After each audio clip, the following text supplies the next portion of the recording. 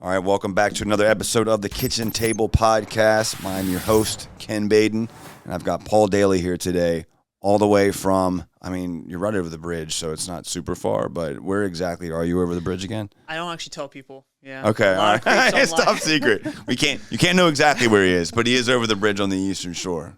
I've told too much already, so they might find you, dude. I don't know. That's okay. I hope you weren't hiding it from anybody. So Paul and I got hooked up through a mutual friend of ours, Andy. Shout out to Andy. Andy's with me at the business here. Great guy. Major go-getter, by the way. I haven't talked to Andy in actually 12, 13 years. That's what I love about that kid, man. He was just he just randomly feeds me hey, you should have this person on the podcast. He'll walk by when we're filming and pop in here. Is he here? I wish he was. You know where he's at? He's out working, dude. Yeah. And he's a go-getter, man. He's out knocking doors in. I'll give him credit for that, too, in that he was running a couple companies for a buddy of his, and most folks are too ego-driven to, do what they would perceive possibly as, a step back. Yeah. But the entrepreneur to entrepreneur step. And given to, the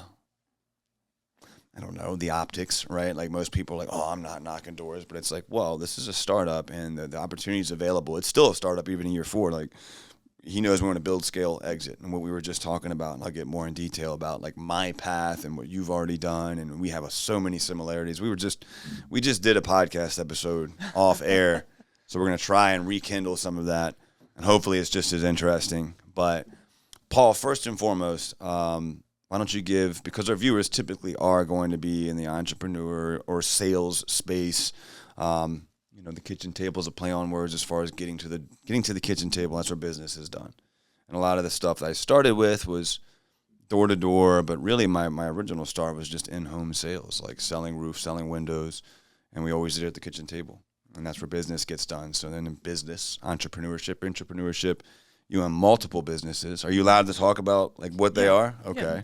Yeah. Can you give us a little bit of a background or on what you do and kind of how you got into that? Not too crazy, because I know you want to talk about more fun things, but at least establishing hey man, I might know a thing or two about business. Yeah. So in short, right now I have a portfolio company. We work with a lot of the names that we were just talking about, guys of the same caliber. So our average client in our portfolio company, I think, is doing around $700,000 a month in revenue. We have a consulting firm for businesses in the online space. I have a mentorship program. I actually stole that from the guy that I went through the mentorship program of. Have a few different types of agencies for service-based stuff online, copywriting agency, systems business, and such. I don't operate any of these. I have operators for all of them. I'm just a pretty face at this point. So realistically, that's, do stuff like this and create content and then bring people to the business, create awareness. My brand really started from what I did prior to, which was running a business with a guy named Iman Gadji. I was the CEO for Iman and the COO prior to that for a couple years. And before that, had my own business that I sold. It was a really messy business. It's nothing I brag about.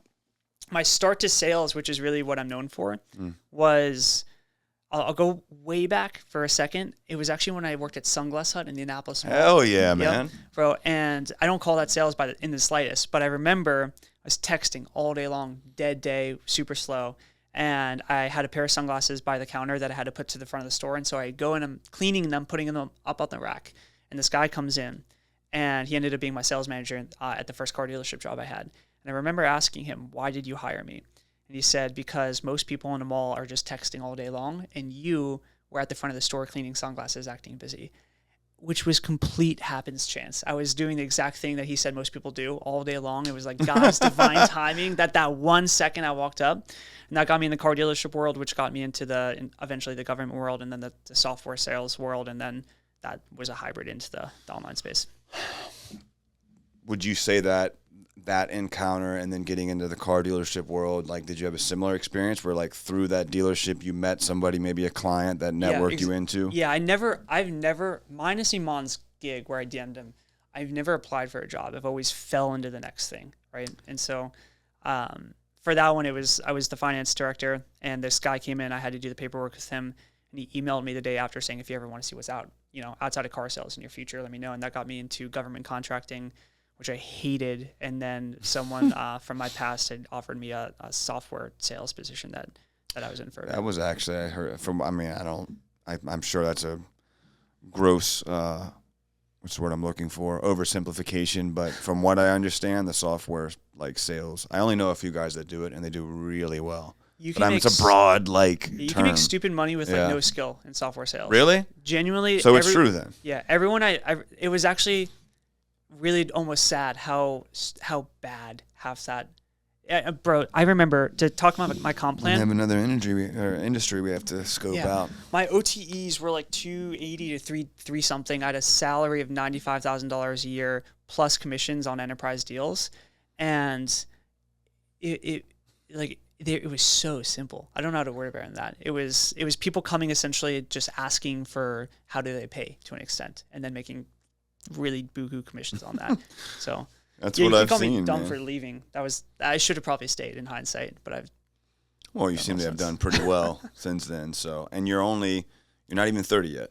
Turn 30 in a month. All this stuff, and we were just talking. I'm working on 40, so I've got 10 years on you. Now I have 10 years that I basically just punted. You know what I mean? So, and we talked about that, and my whole audience knows all about that. I mean, it's a big part of who I am. It's made me essentially who I am, and a much better person, frankly. So, but we're not going to go back into that because they've heard me talk about that once or twice, but times 10. But I do want to touch on what you just said because I can't stress enough. Like, I'm writing a book right now, and when I say I'm writing a book, I've got the chapters like listed out, and that's about it. So I want to write one, but I just don't have it in me. It's a long process. The topic of the book is on relationships, networking, and just the power of proximity. And you are a perfect example of that. And I know that casually you're kind of like, most people weren't even going to make that connection that like, oh, each of those jobs and that leveling up was done not for you even seeking or putting in a resume probably. Yeah. Just meeting the next person. You know what I mean? Like, I think it's going to be lost on most people that listen to this, save one or two. And that's why I really want to say, like, look, how important do you think it's been for you to either be open to or what would you attribute that skill set to? Like, just always being open, always looking to network.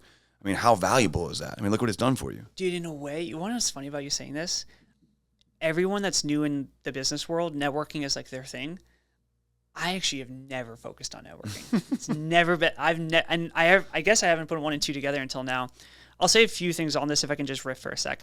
Number one, I was on a flight from Austin to Dallas, and I was sitting down. It was like I booked it 3 minutes prior to kind of thing, right?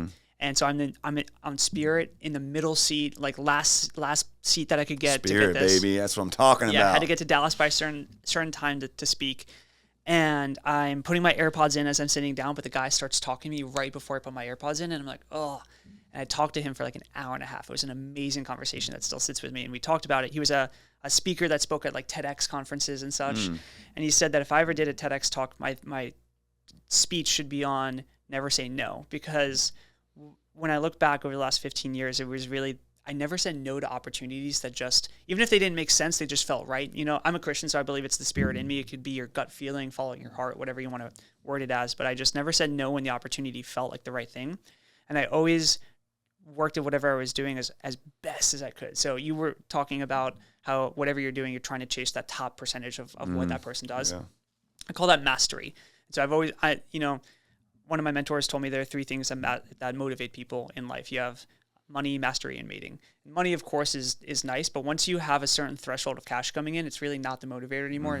You get to the Maslow's hierarchy of needs, and eventually it's, what do you chase at that point? Most people chase the mating side, right?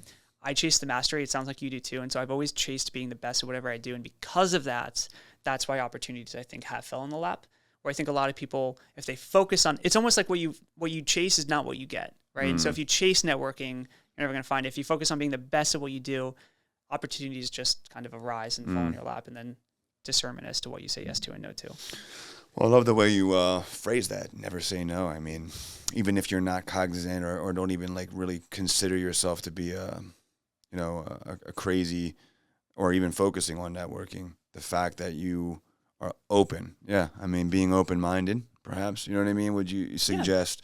Yeah. It's not like I'm saying no. I think, and you've seen this, a lot of the like common social media stuff now is say no to stuff, right? Value your time and such. But when I'm just starting to get to the point where I have to say no because I have to pick which opportunities are the best spend of time now. But most people, they don't have a ton of opportunity flying on their plate, you know? And so when you do, I coach a lot of new business owners. I'm sure you do too. And they're always, you know, do I take this on? They're only wanting to pay me this much or want to pay me. And it's like, what else are you going to do? And they're like, nothing. So it's, yeah, take the opportunity. The reason I say that is because it's not being open. It's just not saying no to things. Realistically, until you have to say no, why say no? What bad can come out of, you know, meeting someone if you have the time, kind of thing? Brother, I've made a career off of trying to, meeting the right person. I mean, you're one handshake away from possibly changing your life. Yeah. You know, like the connections you've made. And as soon as we sit down, you know, I feel we're kindred spirits. We can help each other. I mean, that's immediately the vibe that I get, you know, and I guess you sometimes can and can't pick up on that because I've also been disappointed where like we have some of the same coaching circles, the same business influencers or meet them in person and it's, dude, yeah, very disappointing. And it's a lot of them. Don't meet your idols kind of thing. That's exactly what, actually Andy says that. And it's just like very disappointing. And I won't, of course, you know what I mean? I won't put them out there, but what they put out, well, you just talked about it. You had a guy and I don't know who it was, but somebody that was totally different on camera. Got on a podcast, got to the studio, bro. It was I can say this, it was a real estate firm. And got to the office. I was like a couple minutes late because I hit traffic in Vegas, which I'm punctual. I try to be on time to everything I do. And so I felt bad. And I think the guy made me wait like 15 minutes because of that. Like I saw him through his glass window pretty much doing nothing, right? But I could feel it. And then the people in the office, culture stems from the top. So whatever the top guy is like in this, you know, that's what breeds through. And bro, it was like disgusting language. Like go fucking bend her over and get the deal. You've heard this stuff in sales. Salesforce have it. Yeah, but I understand what you're saying. Yeah, I don't vibe with it. And it was like everywhere. And I remember I had a videographer with me, and you're so right. The fish stinks from the head down. So like, that whole office is a microcosm of him. I knew what I was expecting, and I'm texting my videographer because the receptionist is right there. We're in the lobby, and I'm like, bro, I kind of want to dip. Like, I don't feel like doing this. And he was like, nah, you know, we're here. It was only 4 or 5 podcasts in Vegas that we were doing, and so I didn't feel like nixing a quarter of the trip for it. And so I get in front of the camera, we're talking, and he's so arrogant. And as soon as the mic turns on, different person completely. I can say this, you are a gentleman to talk to before and after camera, which is unique. And so I appreciate the good conversation. Well, I thank you, man. I appreciate that. And I wonder, you know, I hope sincerely, man, that, and same with yourself, it's just being authentically you. You know what I mean? I feel like that's just who you are. And we don't have to necessarily work at that because I refuse. I mean, if I'm not, I guess I can't say that I haven't, because I've not really yet gotten comfortable enough to like just completely be myself on camera. You know what I mean? Yeah. Like I'm trying to find that because I can be goofy. I can be like, and I think like, oh, I'll be humor. That's my angle, right? Yeah. And like, so we'll try it. We don't stick with it. And I'm like a little bit in, my wife would be like, that's really not, that's still not all you. Exactly. That's what she's like. Yeah. That's still not all you. That's like a smidgen of you, but you're not like. And then there's like the rah-rah stuff where like, yeah, that sometimes can be me if I'm like, I mean, I'm passionate. Trust me, like if I'm talking about especially my goals or I like, you know, I got a sales team that's underperforming and it's not even that I'm just like, you losers. It's nothing like that. It's just like, I don't understand because if you're here, I sincerely see value in you and I see that like what you're capable of and I just don't understand why you're not like seizing that. You know what I mean? Like you had this wonderful opportunity, but it's hard to put all yourself in front of a camera, you know? It's hard to learn. You do sit down videos, correct? It's hard to just speak to a camera and then to put, you know, I don't know about you. It's made it harder to speak to people speaking to the camera. My life now is either speaking to people on stage or speaking to a camera. I very rarely actually have conversations with people outside my team. It's made me so antisocial to do this camera stuff. Do you think do you like more? So you now, to your point, now you're and honestly, that's where I'd love to get to. Not because I just want to be, I enjoy traveling around and I really enjoy speaking on stages. Like that's my thing. I've only done it, you know, a handful of times, but, you know, I'm hoping to do more and now have a coaching company that like, you know, when we were trying to break through Ryan's like, build your own stage. And that's what we did. You know, he's just like, create your own coaching group. Same thing as you did. I had a coach who had he still does, a huge company of business. It used to be a mastermind, which everybody had a mastermind, and now it's a business association. It's a mastermind. But I created a smaller, outfit that was focused more on just those blue collar ballers. It's just blue collar, and he made up that name. But I didn't want to do it on that. I wanted to just do it called the Gentleman's Syndicate. My content company, which was originally a portfolio, was called the Gentleman's Company. See, I got made fun of for that, and they were, and not by him, but I was like, but it was the gentle and then man in capital, with emphasis on young people these days. But see, that's the thing. He was like, "How are you gonna make money on that?" Right? I think it's sick, bro. So I have a sales program in Iman's course, and I wanted the name of it to be the Gentleman's Close or the Honorable Close. And that doesn't stick as well. So I became a 6-figure sales rep. There you go. Yeah, right. That makes so much sense. He was like, look, I get it. Your heart's in the right place. What he told me was, when you get a big enough platform, then you can help people. Yep. And he was like, so focus on getting that platform and what you know right now. But it's just the same thing we talked about with Grant. Grant started in cars. Andy started in cars. Ryan started in mortgages. Brad started in cars, right? I don't know Brad's start. I think it was cars. He seems like someone with a car. It's almost insulting to say that, but he seems like someone with a car. And I love Brad's stuff. And Brad, I have met in person. He's super cool. The muscle, I don't remember where he got his start, but like Ed, don't know where he got his start. But I know Andy with First Form. Anyhow, they all started somewhere.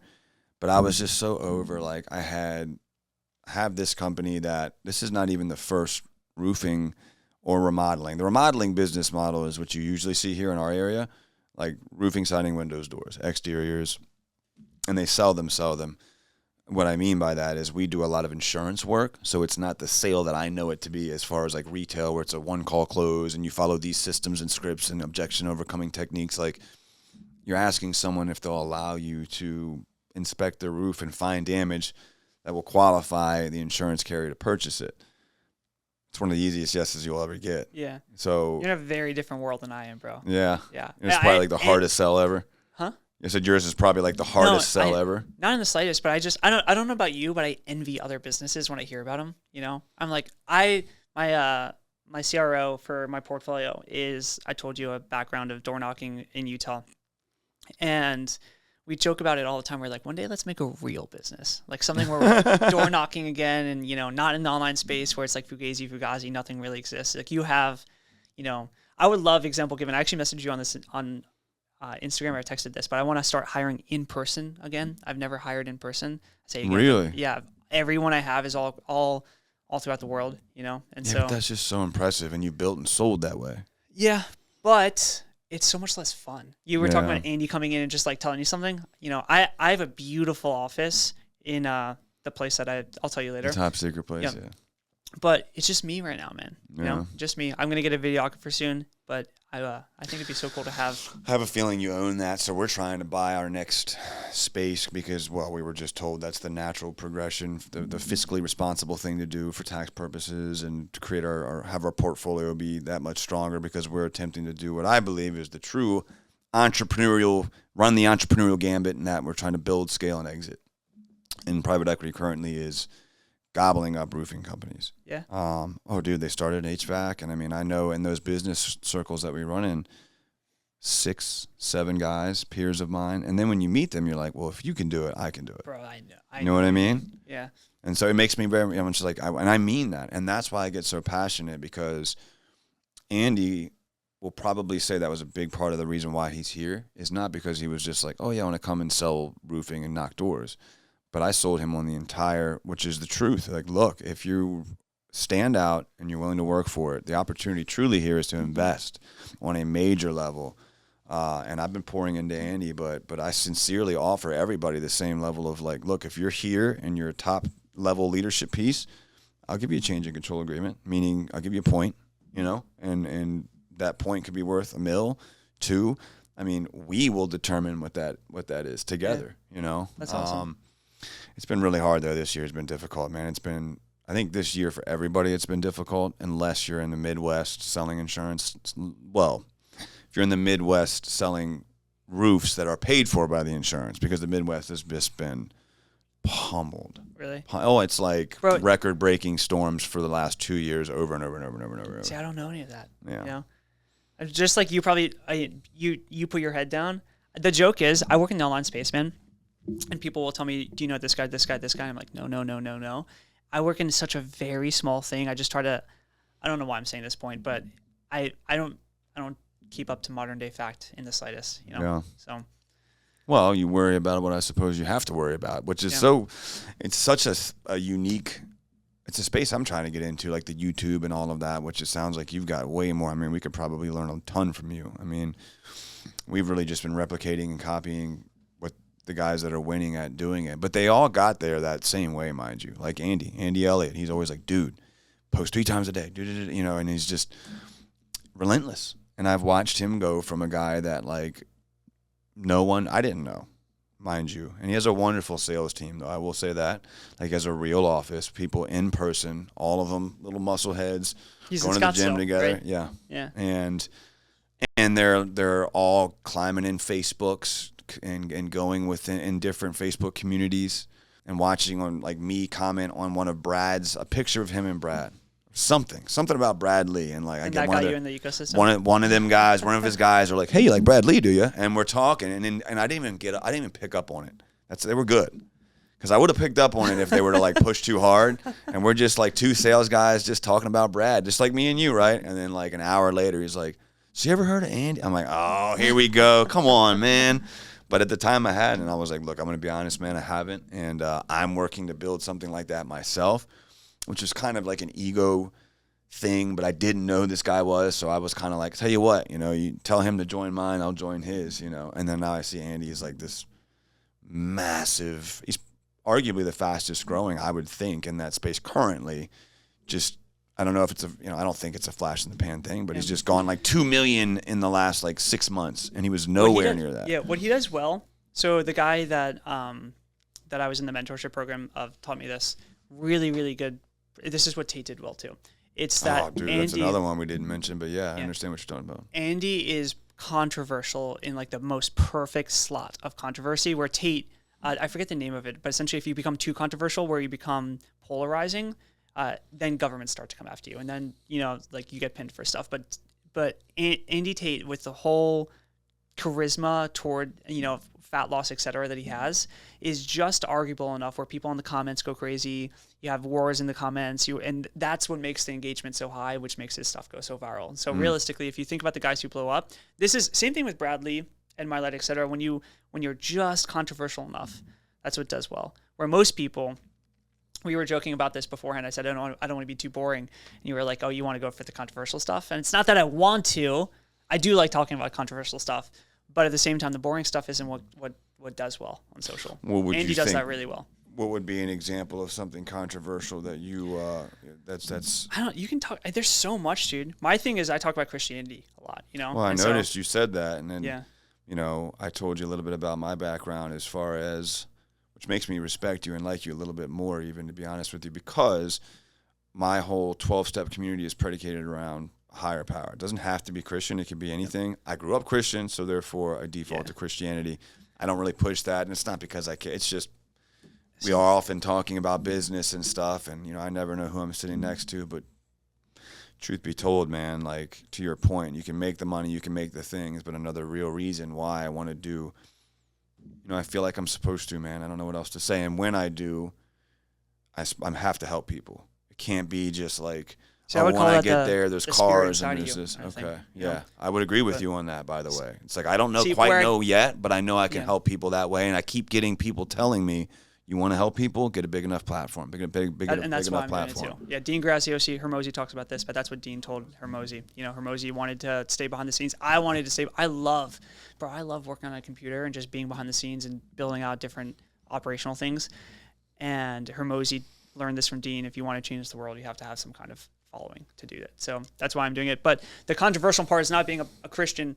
It's saying that I think Islam is a terrible worldly belief. And saying that on camera so that Muslims, when you want to talk to me, I'll send you my calendar link. I literally have videos where if you want to talk about Muslim or Islam and Christianity for 15 minutes, I will take the time out of the day to do it. Or you can talk about Donald Trump. I was on a podcast in Scottsdale and I was talking about Donald Trump out of nowhere, and I'm a huge Trump supporter. That's controversy right there, and so. I mean, I'm not, yeah. See, But you know what? These are the conversations that people are afraid to have, and it's disappointing. My wife keeps pushing me because she'd be upset right now if I wasn't, because I am an adamant Trump supporter as well, and I don't know why that makes us I don't know. I really don't understand that. I can be honest enough to tell you that I think I voted for Obama one time. I really didn't care about politics. I just cared about who this guy seems cool. You know what I mean? I don't know. And then I got older, and then things started to affect me more. And I'm like, oh man, this stuff's kind of scary. George Bush, to me, was an idiot. You know what I mean? And that's just me personally. I don't care. We used to be able to have these conversations at the dinner table if you sat on different sides of the fence. Kitchen table. And not have these knockdown, drag out, not being worried about being thrown in the freaking gulag. What is that? That's what, democracy is all about, being able to speak different beliefs and such. That's why I love watching the guys who sit down on different college campuses and such and get yelled at. And it's the whole purpose of university and college used to be able to speak about different beliefs and argue about different beliefs. But anyway, so that kind of controversy is what Andy and Tate and such do very well, which is why they grow so well. Well, I've got a lot of respect. Do you think they're gonna let him run? Donald? I have no idea, man. They're working real hard not to. Scary. Yeah, I actually ironically, I brought up the Trump note, but I actually purposely stopped watching any kind of politics or news because it made my blood was boiling. Yeah. And I realized there's nothing I can do about it. Really, at the level of business I play. Just like me, man. I had to delete my Instagram for that's why my Instagram. I unfollowed everyone, bro. And so. I just couldn't take it. I was just because to your point, you feel so helpless. Yeah. And it's just what is going on? But then you also realize, taxes affect us and such. But realistically, when it comes down to it, the level of business you'd have to operate at for the president to really change your life, it's so high. I'm not there. And if I was there, then I probably could actually sway it. Right. And so I just stopped caring. I know that come ballots, I know who I'll vote for if available and such. And, what I landed at was that no matter what, no matter who, no matter where, I have an obligation to my family to figure it the F out. You know what I mean? Figure it out. The truth is okay, well, let's say that doesn't happen and that would suck. But we got the market, no one's going to fix anything for you. You then have a responsibility to your family and those around you to navigate this market, whatever we have. It's scary as it is, as empty or whatever, okay. What then is available? Solar is not. Insurance is. Insurance, they're changing the game here. So what do we do here?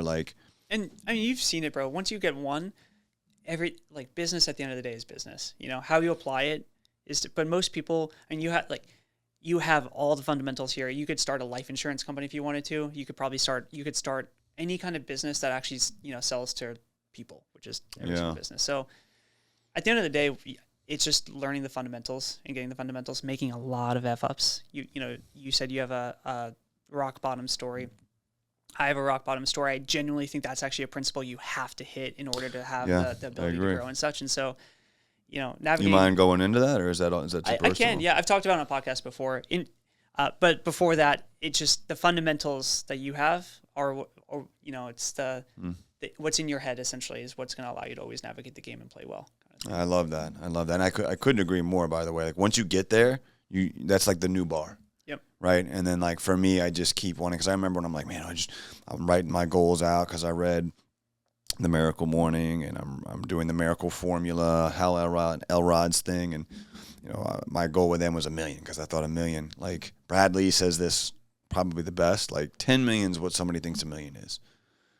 It's the truth. My billion makes my business makes 5 million. That's your business that makes 5 million. What do you net? What do you personally? And then what is it net? And then what do you net? And in order for you to say oh, well, I'm a multi-millionaire, for this business, an example, okay, well, so you're doing 50 million a year gross at a 20, 18 maybe % net, you're 10 million EBITDA. How much of that are you really keeping, right? Because that's your business's profits, right? And a lot of that goes back, like that 1 to 5, like that's almost all going back in to continue to get you to grow, to make more. And as you're growing, it's like, it's not making more right away. At least that's been our experience. I mean, that was like a really disappoining, like we did that. The delayed effect of it. Dude, this winter, we went all in. We started a new office because I reached the point where it was like, I've been here 3 times now.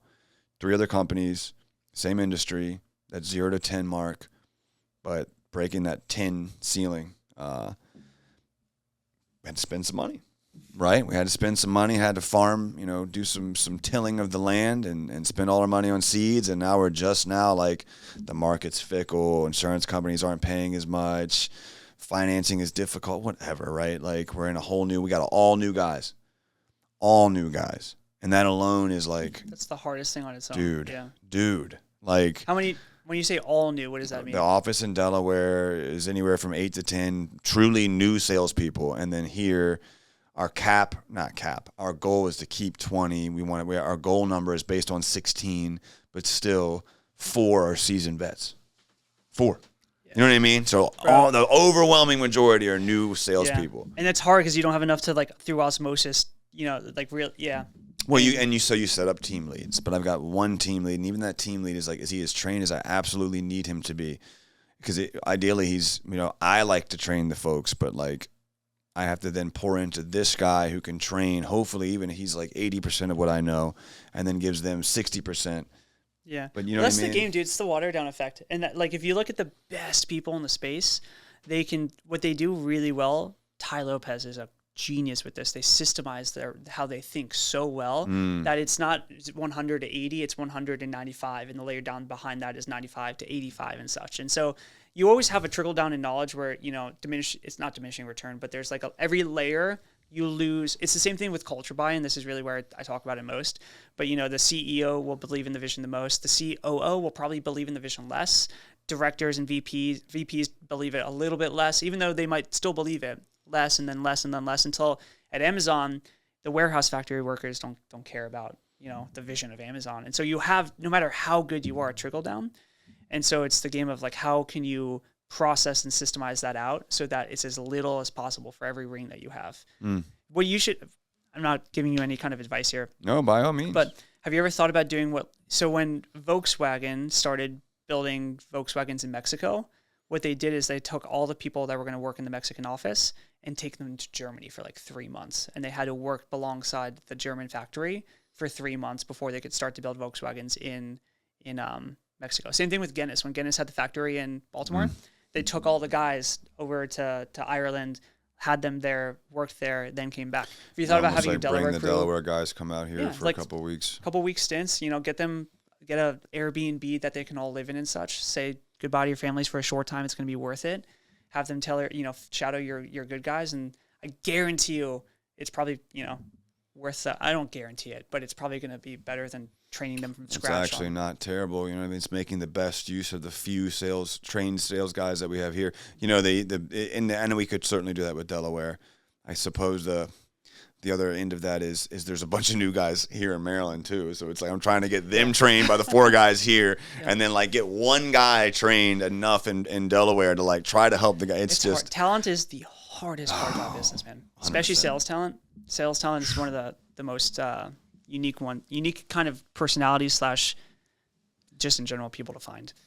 Door to door is not any easier. Yeah. We were joking about that. You have your experience there, but man, I get a lot of guys that are like, they want to make the money, or they see like whatever, we started originally when I started doing the whole online presence was to try to paint the attractive character and get better reps. And then it was, I started, I did a consulting gig. That was originally what I wanted to do. I didn't want to do this again. And by this, I mean the full-on company and remodeling and roofing. And I had done this 4 or 5 other times, whether I was a VP or a business partner. And that one really took a lot out of me, man, because that didn't end well. Cost me which I'm sure that's probably why you're laughing, but like cost me a lifelong best friend, you know what I mean? And years of everything I had, and the guy's still running the company, and I didn't sue him or anything like that. We didn't fill anything out the right way. We didn't have any operating it's agreements. Amazing. Iman and I are great friends, but people think this is crazy. I was the CEO for him and the COO prior to that. We never had a contract in place, never had any kind of paper. And realistically, I think at the end of the day, people think when you're doing like, deca millions a year or whatever, that stuff is way more organized than it is. But it's funny when you see, especially we talked about like Don't Meet Your Idols. I'll see companies that are doing 50 million, 60 million a year, and they're shit shows inside. Like it's like everything's on fire, but somehow things are still working. And I know what you mean 100% when you say nothing was filled out the right way, this and that. I've been there myself. Learning lessons, learning tax is what I call it, My wife, she's an attorney, and she was telling me some stories about like government compliance. Like, I guess if it gets bad enough, if they make enough money and if they impact the economy enough and they make enough money, the government's going to come in and say, what are you guys doing? Like, this is an absolute mess. And they'll put these major companies, but her point being they'll get put on a compliance plan. But I was like, what would the government, she's like, they pay taxes, they create these businesses with no structure or just completely doing things the wrong way, nothing by the book. And then she's like, you would be possibly blown away if I named a few of these, like major, like Fortune 500, like, and one of them is, I'll say, a phone carrier. There's only a couple. And it's probably the biggest name that you would think of when I say that. And it's like, pretty sure they were put on one. And I'm like, how do you get to that level? And not massive, running like to where the government has to step in and be like, what? Yo, we're going to have to put you on a compliance plan. Make sure you got your stuff together, but you're a big enough company. We got to fix this. And it's just, it makes me feel a little bit better. But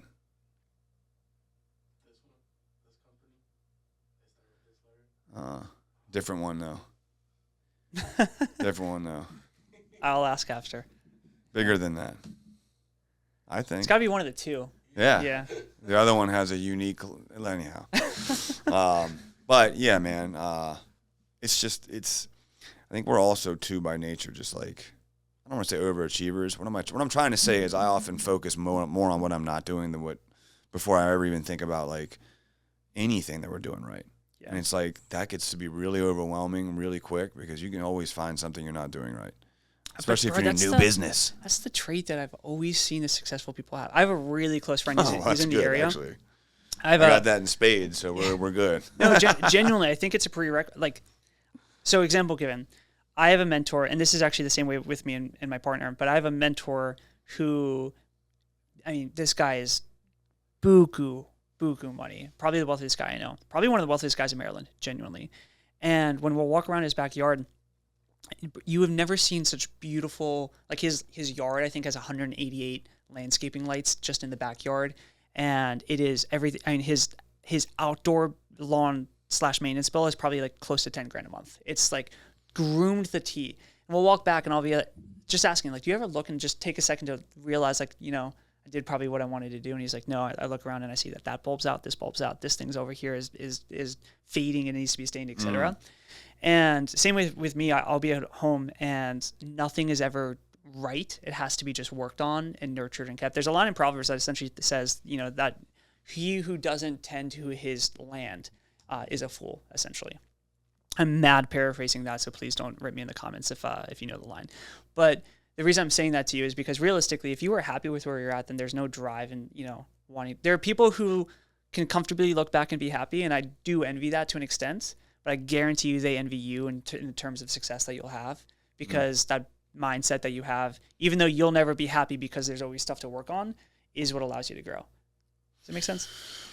It does. And I think you're right. I think makes it hard to talk to other people too. Yeah, it does. And people always think you're right. But that's also probably too why those business networks do so well. Yeah. You know what I mean? Mm-hmm. True. It's nice when you finally get around a bunch of other people that are like, we just speak the same. It's you know what? This is a great comp. When I go to my 12-step meetings, where those are the only people that can understand. Like, and I say that in jest, but like, we're pretty damn close. We're like right there. Most of the guys and gals that I know that are in like a high-level entrepreneurs, they're either there or they're darn close. Like they have the same obsessive compulsive behaviors or like the things you're crazy for to normal people is like, if anything, you're less crazy. Yeah, 100%. Yeah. But I think you're right in that, like Joe Rogan was talking about this the other day, like that trauma or rock bottom, whatever it is, that like most of the successful people that I know, Hormozy, DUI, blah, blah, blah. And you know, he talks about that. Like he had his rock bottom moment. Bradley, I can't remember, but I know like Dan Martell, the guy that wrote Buy Back Your Time. That's awesome. He's speaking at MDM. I don't know him personally, but I know he's speaking at MDM, and I love his content. And actually, I haven't fully read his book, but I love the idea of his book. But Ryan said it's fantastic, so I want to read it. And but I love his content. He has that story. I know about the story because he talked about it on one of the podcasts I listened to. But point is, they all have that like moment in time where like things seem to be completely like that's it. Did you say you had something similar? I know you've spoken about this before, but so mine was purely financial, but it got so I'll run through it quickly, and you can ask whatever questions you want on it. But in short, when I was so I grew up Catholic. This is context. I grew up Catholic. My mom's from Mexico. Every Mexican that you'll ever meet is pretty much Catholic. Mm-hmm. And I remember I had a moment where I started actually looking for God, and I started finding Christianity through the Bible, not through the Catholic way that people say they. I know my wife's Catholic, so I know exactly what you mean. It's hard to explain, but so I started looking for God, and in the Bible it talks about it. When you start looking for God, what He's going to do is He's going to burn away your idols. And my idol for the longest time was money. My pride and who I was as a human being was based on how much money I made. This is when I was probably 22, 23. I was younger, 20s. And I was making probably $250,000 a year in the car world. And this is before like online money was really a thing yet. So I'm doing really well by the scheme, like of the, if you're comparing me to other 20-something-year-olds, I'm doing well. And so I was the guy who had, I had 2 cars, S7, and I had 2 Audis, essentially $160,000 in cars, and the nicest apartment I could get in Annapolis. And I was the guy who bought dinners every single time we took friends out and such. My overhead to live was probably $8,000 to $9,000 a month, which at 22 is stupid. It's dumb. At 22, that's awesome. And I was just. Did you hear that? I was. Right. Don't make the same mistakes. Right. And so I remember as soon as I started looking for God, I was leaving the car dealership world to get in the government world. And this must be right when Trump is coming into office, because like Drain the Swamp genuinely he did it because my government contract got furloughed or paused essentially. So I was taking a month off in Hawaii and everything like that, going to come back and be on contract. That 1 month ended up being over a year. It was 14 months where I couldn't get another job because it would reset my security clearance check. And I was just essentially jobless. It's a big difference. I was jobless for 14 months. My savings went down. I got to the point where I had my S7 repossessed. I would come home pretty much every other couple of weeks. I was on Fiverr, or what's the Craigslist jobs, and doing anything I could to like get $100 or $200 so I could try to pay for rent or pay for food. Hell yeah! And I remember I was like writing these one-liners for kids' books at one point. I'm not a writer or anything like that, but I was writing these like little one-liners for $300. Clever way to make it. Yep, selling furniture so that I could try to pay rent. And I remember before the car got repossessed, there was a point I had my Amex Platinum or Amex Gold in my hand, and I swiped the Amex to get gas, and the Amex gets declined. And if you've ever had an Amex, you know they don't decline, right? And here I am in this $100,000 car. I can't get to my apartment, which has an eviction notice on it. I know my car is going to get repoed soon. Like I'm just waiting in that. And there were points. This was going on for probably 3 or 4 months, but there was a point vividly where I'm in the apartment. There's yellow eviction notices stacked up on my counter, and I have no furniture in the apartment anymore. I sold all the furniture to try to keep paying. There's a mattress in my living room, and I still had the TV because the TV was so old, no one would have bought it, right? And so that's like the only furniture in this beautiful apartment that I have. And I'm sitting down and I'm praying. And this is the kind of prayer where I'm not praying like, dear Lord or Father. I'm saying, Dad, please, like, help me out here. And I think I'm praying for 4 or 5 minutes. and I'm praying for like 45 minutes and I don't even realize Wow. it. I'm so immersed. It's the happiest I've ever been in my entire life. I know it sounds crazy, but through all of this, and there's a lot of personal stuff going on and everything too. So it was not just financial, but there was a lot of really close to heart personal stuff going on. And so I'm a wreck, but I'm also the happiest I've ever been because I'm so connected to God. And that's why I'm so devout on Christianity now. If anything, I envy how happy I was back then. But I remember praying, I don't even know how I'm going to put food on the plate that day kind of thing. And over the next couple of days, that specific day, like an hour later, I'm praying about how, like, what am I going to eat essentially? And I get a knock at the door. It's a friend I haven't talked to for like 6 years. And he's like, hey, I don't know why, I just got this feeling from God that I'm supposed to, give you this. And he hands me $100 in cash. I haven't talked to this guy in years. Are you kidding me? No, I'm not kidding. I remember that there was a boys' night we used to do. Guy just shows up and says, I don't know why, and hands you $100. Friend of mine but still, yeah, doesn't know you're down and out or doesn't anything know like that? I hadn't talked to him in years, right? Wow. There were so many moments that That's just sound crazy, fake, dude. bro, of like, but also so much destruction of pride. I remember a really good friend of mine, we used to have Wednesday night guys nights at Cooper's Hawk, right? And so we would go to 24 Hour Fitness in Annapolis, work out, do Cooper's Hawk after, and I told them, guys, I can't do You were doing the rich guy Annapolis lifestyle. I love it. I couldn't do the boys' night. I was like, guys, I can't go out and get like a drink. I just don't have it. And I remember my buddy, the mentor I told you about, just slipping something in my back pocket, and that's what fed me for weeks. And I remember at one point, I essentially was talking to my partner, and I told her, I gotta get a serving job or something like at this point. And during all of that, I had turned down another car dealership job that was like $250,000 base plus commissions. And so here I am. I'm trying to be good in faith, trying to be loyal to God. I'm saying no to money, and I'm like, I gotta just, because it felt unethical. That was in Glen Burnie, and they were just raping people in like really bad ways. And so I told my partner, I gotta get a waiting job or something, just to even if it does reset the security. And I'm not kidding when I say that within probably 2 seconds, as soon as like my final amount of, because I didn't want to be a server after I had done all that stuff like that was final pride gone kind of thing. And as soon as I dropped that last little bit of pride, I got a call from the guy who owned the contracting company saying I'm on contract starting on Monday. It was like a Thursday or something like that. And so it was almost like it was just months and months and months of just destroying any level of pride in who I was, what I was to the world, the amount of money I made, et cetera. And as soon as it was all finally drained, like the tub was clean, that's when God finally put me back into realm. And I think I needed that for a couple of reasons. And I'm sure you can attest to these too. Number one, that my rock bottom, I know that I could live through it. Like once you're there, people overinflate what rock bottom is, but once you hit your rock bottom, you realize you can live through it. You don't want to go back. It's not like it's comforting, but you know you can get through it. And knowing you can get through it allows you to take risks and make decisions that other people are scared of. Yeah. Right. And so I think that's one of the reasons. But number two is I also have a completely different stance on money. I have a respect for money, but I also just don't find pride in the cash or the things that I have anymore. And so I still drive a almost 10-year-old car because I'm scared of buying another car. I'm scared of that repossession happening again kind of thing. And so I'm very different in how I act. And I think I needed that. I still envy sometimes the relationship that I had with Christ at that time that I definitely don't have anymore. I would love to be back at that point, but that's my... We have so much more in common, man. It's funny you say that because I've said what you just said probably a million times over. When I was dating my half Mexican girlfriend in high school, her family was super, super religious, went to church, and my mom had just left. And so I clung to her family at that time of my life, right? Like I had lost my mom. It was just me, my dad, my brother, and I was looking for that like family unit. And so I clung to hers and was going to church every Sunday.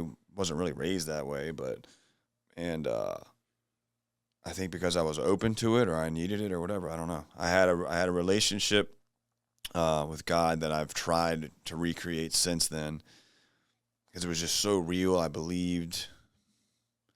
I don't know if it's because I was young. I can't recreate it. You want to know what it is, bro? Because I know exactly what it is, and I just don't have the balls to live it through. But there's two things that the Bible says. Number one is that God dwells with the meek and the poor. And number two is, I don't know if it's the parable of the rich man, but the rich man comes up to Christ and says, teacher, how do I get into heaven? And Christ says, why do you call me teacher? Only God. I'm sorry, good teacher, something. And Christ says, why do you call me good? Only God is good. And what he's essentially claiming there is, you're calling me good because I am God, right? So that's Jesus telling this man, call me what I am if you're going to address me, kind of thing. And then he says, you know how to get into heaven, follow the commandments. The guy says, I have followed the commandments. The very first commandment is that you shall have no other gods. And so Christ says, if you followed all the command, essentially he just puts it back in his face and shows, no, you haven't, because you're going to fail at first. He says, if you followed all the commandments, then sell all your possessions, give everything away to the poor, and follow me, follow Christ, follow God. And the guy walks away sorrowfully. And so at the end of the day, the reason that we aren't as close, I've never said this out loud, but the reason we're not as close to Christ is because we don't put ourselves in the place where we need him. We feel more independent. And when you feel independent, and you act independent, then of course God is not going to be there in the same way of when you realize you are dependent to God. It's like when you go to jail and people I guess you've never been there, but when you do go, I have, and they make jokes about like, man, you come to jail and get locked up and you get religious or you get religion. Well, I don't know why that's so weird, because like, it's kind of like when you find yourself in those situations, you're going to turn to one of two things, right? Like, and so like, of course they do that, right? And I did too. And so like the times I've been closest locked up and I had a faith, I faced 15 years, bro. I had 15 years, and I went to court that day, and normally you get a plea or plea bargain, or what your sentence is before. Well, mine was no such any of that. You're going to go ahead before the judge and she's going to sentence you today. You're facing 15 years. Oh. So like I could have got 30 days. I could have got out of jail then because I had been in there for 6 months, or I could have got 15 years. And like everyone else I had gotten close to, like they already knew their sentences before they went. They just, they just went to sentencing, but they at least knew like, all right, we worked it out. I'm going to go home today, or I got 2 more weeks, whatever. I had no idea. That morning I woke up. I'm surprised you slept, bro. Dude, but that's what I'm saying. Like I was chewed up about it at first, but I had been there for 6 months. I had enough time, like, and because it forced me to sit. Before then, I was running the streets and I was hopelessly addicted. So then I kind of cleared my head a little bit. Then we start doing Bible studies in the cell. Whatever, dude. We were that group. Awesome. We started doing Bible studies in the cells. We're praying. We're the guys that got religious, right? And there's a couple gangsters in that Bible study group and stuff too, man. So like, don't even like, it wasn't like we were all just phony. A lot of us had those relationships. I feel like you're like embarrassed about the fact that you were in a Bible study. Well, I guess I'm saying that to say that to speak to the guys that have been to jail before and like kind of laugh at like, oh, you got to get religious. Like, you have to understand, like, well, it's not like it was a phony thing. Like, I guess that's what I'm more or less talking about. Like, because some guys, but even then, what do you expect them to do? So what? If that's what brings them to God, dude, great. Bro, God uses the worst things on earth sometimes to bring people to him. A lot of guys in jail, like, that's a whole negative predisposition. Like, oh, you come to jail and get religious. Like, if I said that to my cousin, he'd laugh. But that's because it's this big, like, guys still got to be tough when I get in jail. And, like, oh, I wasn't religious outside. Why am I going to be religious? And I'm like, well, because things suck. There have been consequences. We're down and out. We're in jail. We're not free. And so, yeah, we're going to go back. It's like a kid hurting themselves or being down and like going to their parent. Like, why wouldn't you? So anyhow, it's a great analogy that you just, yeah. I mean, that's where, you come back to, now you're in trouble. You need to look to your parents, right? And so like, that's where we all were, we had a lot of faith, and yeah, we're all facing time, but that night I slept. I got up the next morning. I remember praying. I still remember it. And I remember being so calm, man. And you know why? It's because I was resound to whatever the outcome was, it was God's will. And I don't normally talk about all this stuff on here, but like genuinely I felt like, dude, whatever happens, it doesn't matter, because whatever happens, it's what's supposed to happen. Yeah. I'm not controlling it. I get all caught up in trying to control it. There's a line do bad doing that. Perfect. Christ says, take my yoke for its burden is light and it is easy to carry. So at the end of the day, what he's saying is, let me steer for you, kind of thing. Yeah. So because I'll give you peace. Well, I need him to, because every time I try to, and that's the thing too with us AA. What happened, by the way? I don't know. Sorry. I went and I got, they said the words, 10 years, all suspended but 18 months. But she said 10 years first, so my whole family was like, and. But you did 18 months. Yeah, 18 months. But I was already done 6 months, and so I got another 6 months in a couple weeks. But I mean, that was at that point, I was like, that's nothing. But it was the 10 years. But I mean, honestly, man, the bigger thing, I suppose, is that I was resound to whatever it was. I got 18 months, but she gave me 10 years. So I had 3 years probation. I had 8.5 years over my head after that. I could have gotten all of that. I went back. I got worse. When I got back, I was in and out. I can tell you, man, there were times where I was angry at God, hollering at the sky, crying, praying, like on my knees because I was so frustrated with like, why am I doing like the addiction is such a weird thing. You want to know what's crazy, bro? God would say when you were yelling at him like that you were honoring him. Did you know that? No, I didn't because it didn't feel like it. I know it doesn't, right? Yeah. But in the book of Job, it's, do you know the story of Job? Yeah. So book of Job, Job is yelling at God, cursing at him the whole thing. And God says I forget to who, but, Job honored me. And it's because you turned to God still. Even when things weren't the way that you wanted to go and such, you still went to God. You didn't go to something else or someone else, et cetera. You turned to your Father. And so that is, in a way, still, in God's point, honoring God. Yeah. I mean, it was... I guess because you wanted that thing removed and it wasn't happening in the way that you saw fit. But I had to go through everything I had to go through to get to here. And then even now, man, it's whenever I take my eye off of, whenever things get real squirrely, I focus back on the 12-step program that I'm in. And it's anonymous. But the whole idea in that program is whenever we try to take control, we don't do well. Whenever we put God in control and we have to, again, I'm not pushing... But for me, it's about life and death. Like the whole idea behind these 12-step programs is you got to find a power higher than yourself or you're done, right? So Christian, whatever. But for me, I was raised that way. But I have to have that or I'm done. I can't be me. I can't take control. So when I find myself inevitably doing that, and I do it all the time, probably doing a little bit right now, and I have to like relinquish that control by focusing on someone else. So you find someone new in the program that needs help, and you sponsor them, you pick them up, you do those, and it gets you outside of yourself. The same can be said here, where you find someone new in the company, and I focus on them, Andy or whatever, and I'm like, hey, but I really am attracted to the guys that struggled, or like Andy's just been through a whole bunch of stuff similar to myself, in that like he trusted a friend, he did all this work for him, did all these things, and kind of got burnt. And I'm like, man, this is a guy that's going to really appreciate an opportunity, and I want to pour into this guy, but.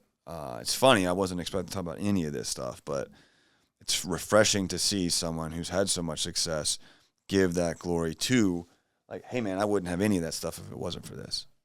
Well, dude, the other side to it too, man, is the way I look at it is like the money in the world is God's money, right? And I'm a steward of that cash. And he's not going to put, like, and I'm also, how many employees do you have? We just moved all of them to employee. 28, 30, 30-something. So I'll just use you. Do you think God's going to put someone who hasn't gone through life test in charge of 30 people or livelihoods of 30 people? He's going to make sure that a man who has experience and discipline and burned away a lot of the nature of that man's flesh, essentially, is he's going to make sure that you're the right person for the job before he puts you in an opportunity that allows you to do that, right? There's in the Old Testament, there's a story. I don't normally talk about the Bible this much. My apologies. I don't know if I should say my apologies, but there's a story. It feels dirty saying that, so I get it. You know what I mean? Like, whatever. There's a story about, he's creating an army, and the God tells, I forget, I haven't read the Old Testament in way too long. I should. But essentially, God's looking for the troops who have gone through battle before so that he can use them for his army. So he's saying, watch how they drink from the water. If they put their spear down, get rid of them. You're looking for the troops that have their spear in hand, drinking from one hand because they're ready for battle at any time. He's saying, look for this, look for this, look for this. And what he's really showing is that he puts in God's army the people who have gone through terrible life things, because those are the people who have weathered the storm and become strong men.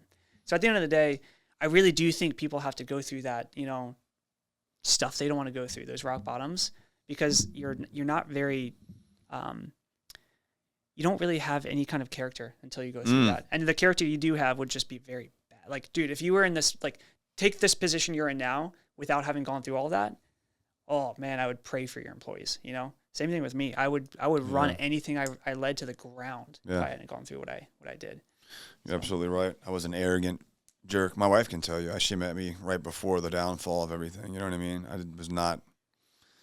I just thought things should be handed, or like either your looks or who you knew. I mean, and I still believe that who you know is a great value, but I didn't want to work hard for anything. You know what I mean?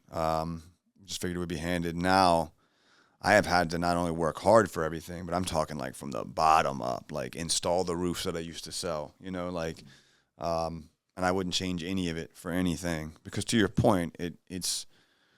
And I think the Bible talks about this too. It's those character defining, like the lows that you find yourself in. You should actually be like rejoicing in those moments, because it's defining your character, right? Yep. And like, you know, I always say your character is who you are. Your when people think about you, is your character is who you are. Your reputation is what people think about you. And most people get caught up on their reputation. You know, like what people actually think about them, but they don't give a damn about their character. That was like my old partner, you know what I mean? Like, he worked so hard, even had me fooled and a lot of our friends, but then when we got to know his character, it's like, dude, you're a disgusting person, man. You know, but your reputation is all you're worried about. As long as people think you're a nice guy or a good guy, a good family person, wonderful, but your character is not any of those things. I never say his name or anything like that, because it's not worth it, but it's just a prime example. I mean, we're coming up on it, and what I mean by that is November.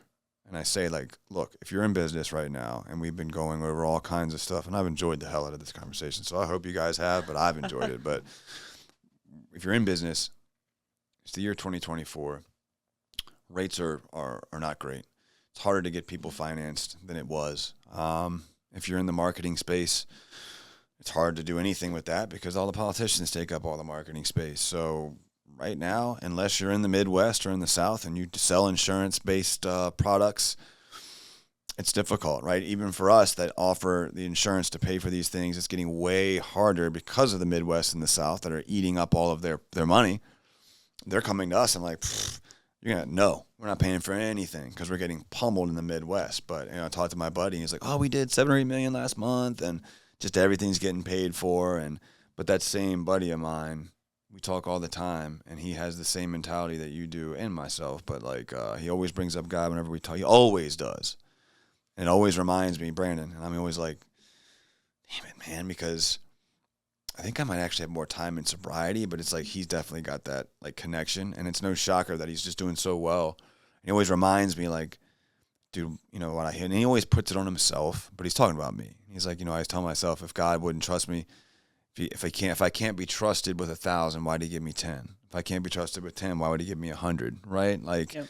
So, you know, he's got great points with that. Like, he's like, I had to tell myself and show, you know, like, I got to be smart and have money, be a servant of, like, am I doing smart, a steward of money, I think is what he said, but like making sure I'm doing smart things with it. Otherwise, why would God just going out buying all this crazy stuff? Like, why is he going to keep doing that? You know? But if I'm setting people up and making pathways for people within my business to like, hey, and that's the whole idea with the exit, man, is like, look, I'm offering opportunities that we can all benefit from this.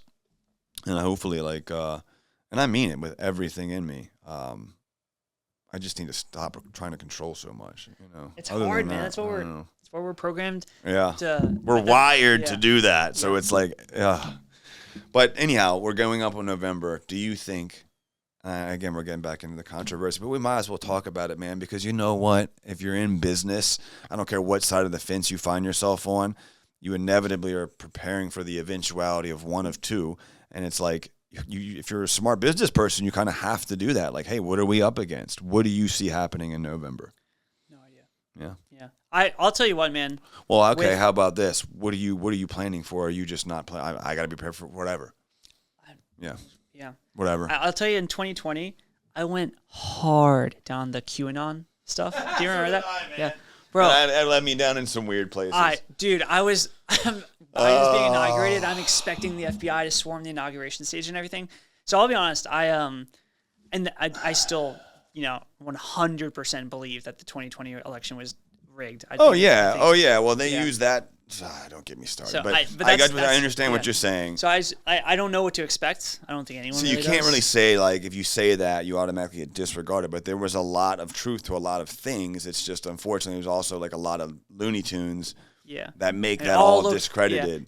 Yeah. You know what I mean? Yeah. And it's like he's like the next Jesus or something. I'm like, well, okay, all right. Like I never saw that. I saw some wild stuff in there. Like my buddy tried to get me in that. I'm like, dude, I can't. You know, that's way too extreme. Like, because they were saying some wacky stuff by then. I mean, I'm like, all right. But I'm also not naive enough to know that like there's so much truth to so many of these conspiracy things. But every conspiracy has something behind Right. it. You know? Right. No matter. And most of them have been proven at this point to be like, well, the shot, for example, right? You see guys like Anthony Cumio or whatever, like the brothers, CNN guy.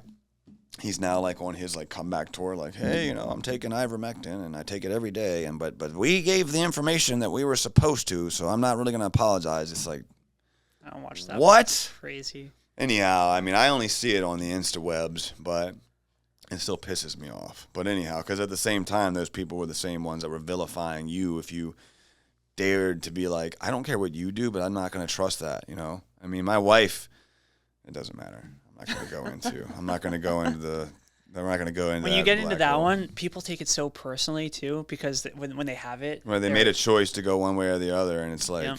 I saw something Jordan Peterson said, which is, you know, even calling it Jordan Peterson, by the way. And he's talking about the shot quite a lot now, and he says to call it a vaccine was pretty much like crazy on its own. Yeah, it's not a vaccine. Yeah, it's a brand new technology, never tested on humans and such. And then anyway, I have no idea what to expect in November, and I'm not playing anything differently. I'm just working on everything I can work on as much as I can. Okay, so what your advice to the other young entrepreneurs out there would be just keep playing your hand? There's only two things. If you're a brand new, like a young entrepreneur in the space, in any space, there's two things that will happen, right? Either World War III occurs and like all this changes, or taxes go up or down. You know, maybe some of the market changes and such, but realistic when it comes down to it, the amount of like the market change won't impact anyone new you have to have so much leverage and so much volume for a market change to play with anything.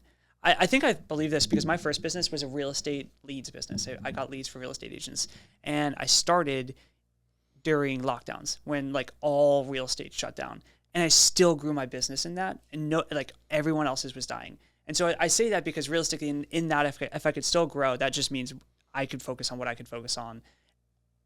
Zillow went down in value, right? Because it has so much leverage. And so at the end of the day, if you're brand new, I think realistically putting any focus on the election, minus doing your due diligence and researching who you have the aligned beliefs with, I think any of it else is just waste of time, waste of effort, mental bandwidth. I am so protective now of everything that I think about. Hormozi, there's a clip like 3 or 4 years ago, I saw him talking about on a Zoom call how he paid, I forget how much, but essentially for someone to literally just talk to you for a week, every other minute he was essentially just talking about what he was thinking and just analyzing what your thoughts are. And you'd be amazed at how many people just brain rot their thoughts away. Like, what you think about is what you speak. What you speak is what you live. That's what the Bible says, essentially. And so I'm really careful about what I think about. And if I'm thinking about the election, I just think I'm thinking about something I can't really, it won't change anything I can do, kind of thing. So. And what was the reason why he being Hormozi paid somebody to do that? Just to see what he was thinking about, or get some ideas? I don't know why he paid someone, but long story short, he just wanted to see what he was thinking about and essentially have it all on paper so that they could analyze, why are you thinking about this? Where is this? Probably some deep-rooted psychology, if anything. Let's talk about some of those, and I know we're rocking on a long one, but you're what we would consider...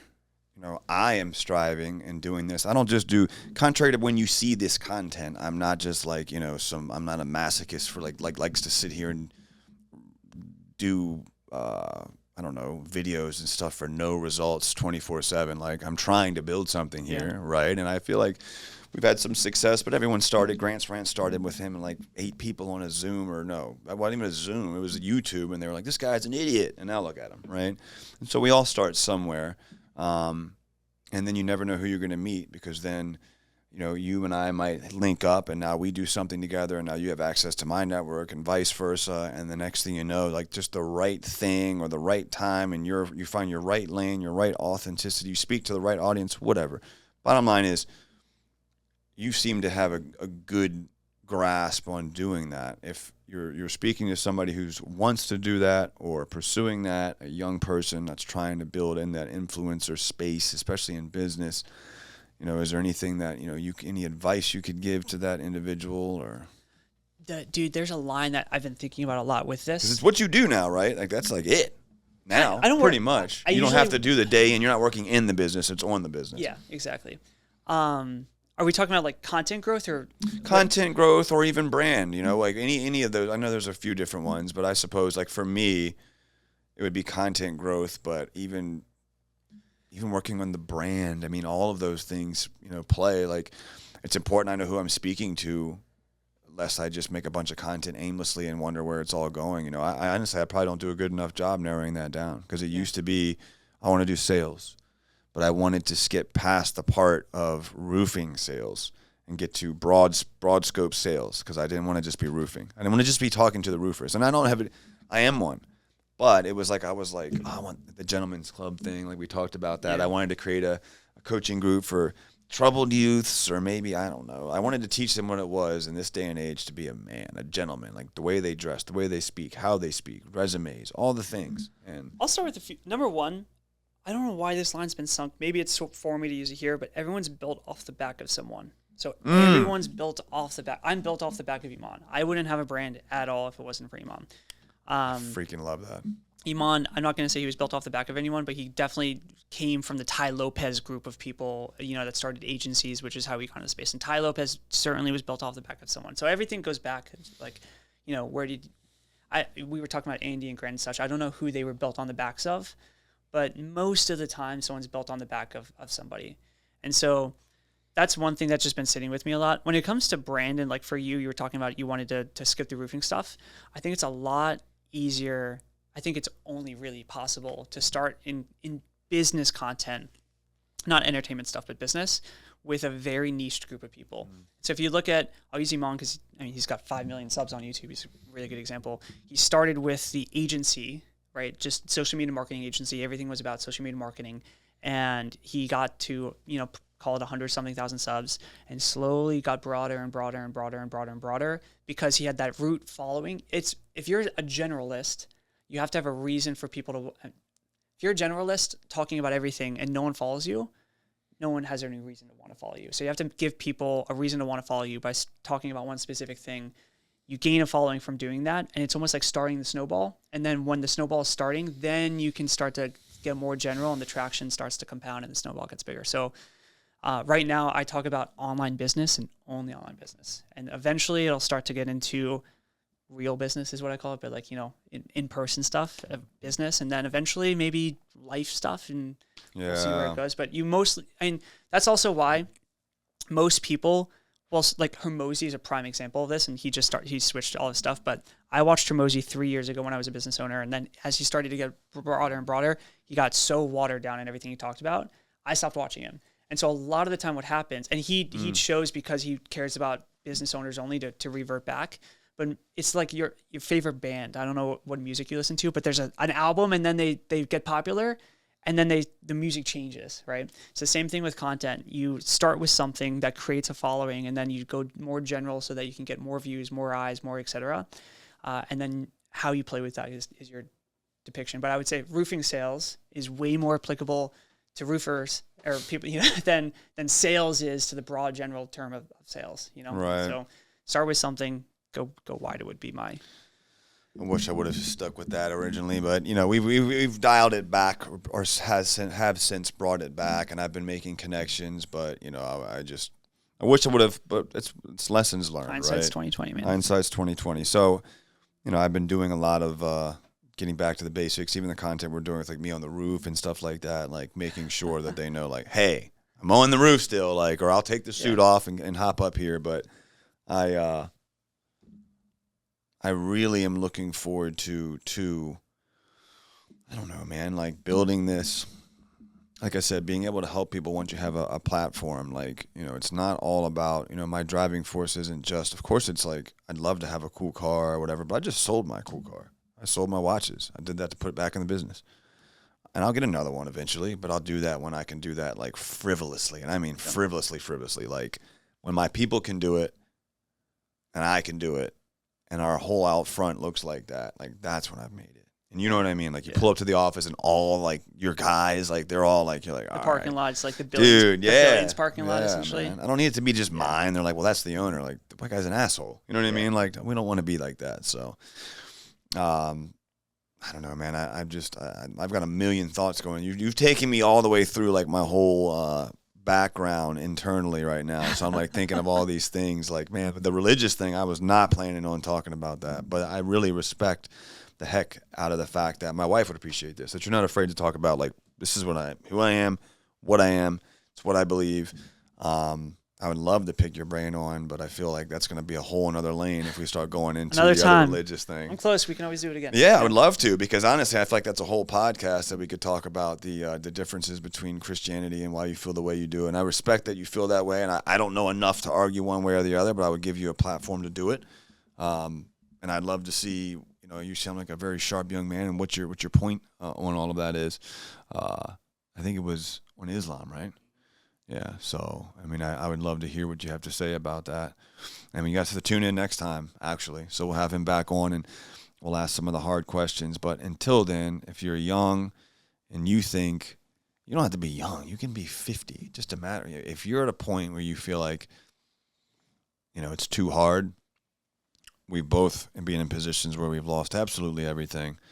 And even now, you know, if I'm constantly thinking about what's not being done versus really taking the time to appreciate, like, brother, you were sleeping outside 6 years ago, so done pretty well, right? Like, and that's all relative. Like, look at the blessings you have in your life. You know, my wife and I had that appointment this morning where we're trying to build a family. We've worked super hard on that. It's gratitude, dude. If I could leave you with anything, I think for me, the number one thing that I think is probably the most important is not trying to control everything and just having gratitude, being grateful for where I'm at, and then that opens up like the things to come. You know, and the Bible even talks about praying, like law of attraction, manifesting, but praying as if it's already happened. And that's how, I mean, and you know that, but I mean, that's all stuff I could talk about for hours, man. But Paul, thank you so much for coming out. For having me. How can all of our viewers and everybody get a hold of you or find you? I know we can't get a hold of him because you can't tell you where he's at. But if they could reach out to you, follow you, check out your content, where can they find you at? Instagram, Paul Daley. That's it. Instagram, Paul Daley. All right, right on, man. You don't have a YouTube or anything like that? I have a YouTube if they want. I don't know what you would look for. I just started. It's actually going really well so far. It's Paul Daley or Paul J. Daley or something like that. Paul Daley or Paul J. Daley. Oh, yeah. You just started it, so we'll have to collab on there too, man. But look him up. He's got great content, and watch what he's doing in the future, especially if you're trying to come up yourself. He's somebody that's well plugged in, so I would encourage you to watch him. Imitation is the highest form of flattery, as he said, man. We're all built off the backs of somebody else, man. So I appreciate you so much, my friend. I'll carry you. I will see you the next time, and we'll carry this conversation on hopefully in the next few months. Absolutely, bro. Awesome, man. Thank you. See you next time.